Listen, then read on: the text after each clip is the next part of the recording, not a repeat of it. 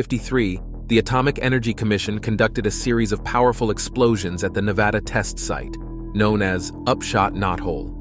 During the same period, witnesses reported seeing 8 unidentified flying objects engaged in a dogfight near Arizona. Historian and former museum curator Harry Drew spent 10 years investigating the incident and discovered that 3 of the craft had crashed on the outskirts of Kingman, Arizona, in May 1953. In 1973, a retired Nevada test site technician named Arthur Stansel revealed that he and his team were taken to a remote desert location in Arizona to recover a secret experimental craft that had crashed. The team found a perfectly intact 40-foot diameter disc-shaped craft with 4 alien beings associated with it. And it was shipped to Groom Lake, Nevada, where Area 51 was later built around it. In his book, 7 Days in May, The Kingman UFO Story, Drew describes what happened to the 3 crashed crafts.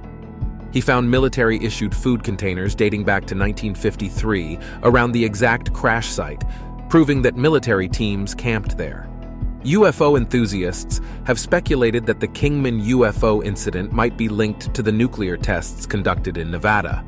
Drew claimed that he was able to document the crashes and the secret transport of the crafts to Nevada.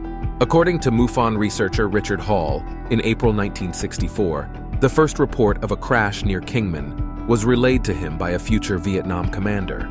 The incident involved an engineer, Arthur G. Stansel, also known as Fritz Werner, who took preliminary measurements to assess the momentum of the crashed craft, which could prove useful in any reverse engineering attempts.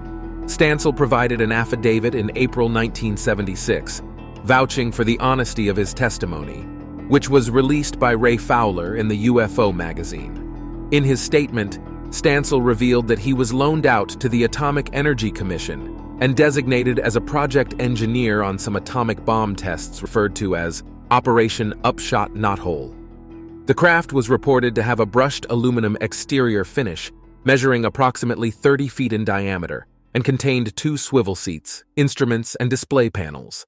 There are varying reports about the number of extraterrestrial biological entities recovered at the crash site. Despite these discrepancies, there is evidence to suggest that a military blockade was set up along Highway 40, possibly in 1953, to secure the area leading to and from the potential crash site.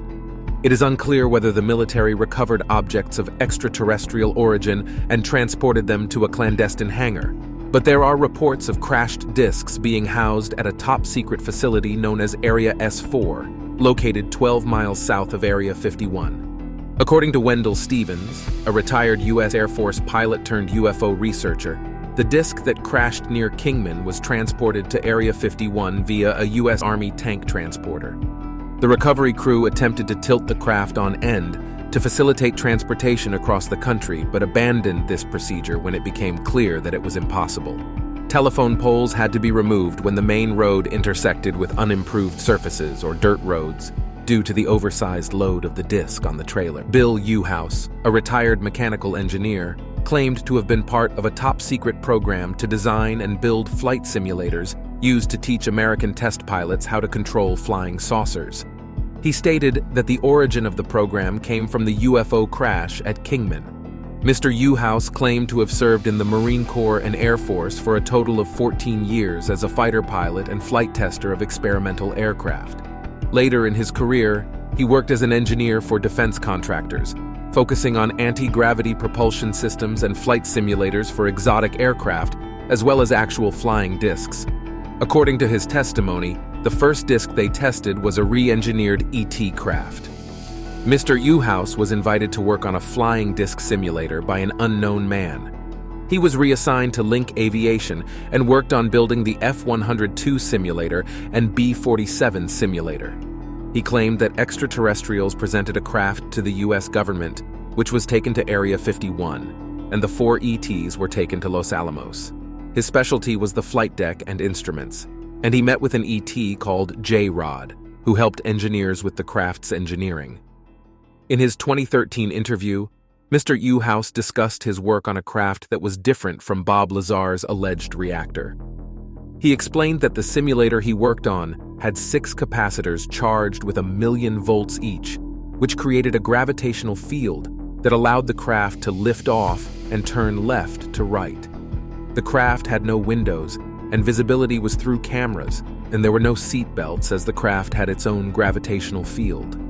U-House mentioned that it took a significant amount of training to operate the craft, and its design did not allow for the installation of external weapons like traditional aircraft. He also claimed that Area 51's secrecy was due to a peace pact signed between the US and the United Nations during the time of President Eisenhower. In 1977, UFO researcher Len Stringfield shared another account supporting the Kingman UFO crash.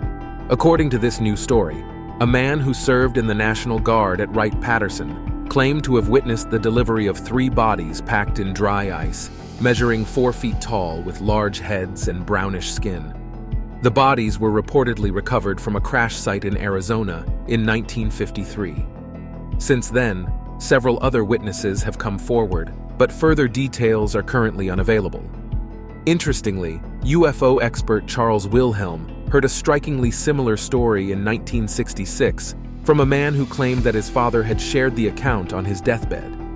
In 1995, an individual who went by the name of Gerard II contacted the Groom Lake Desert Rat, an internet publication, and revealed that he had worked on a secret project for the USAF.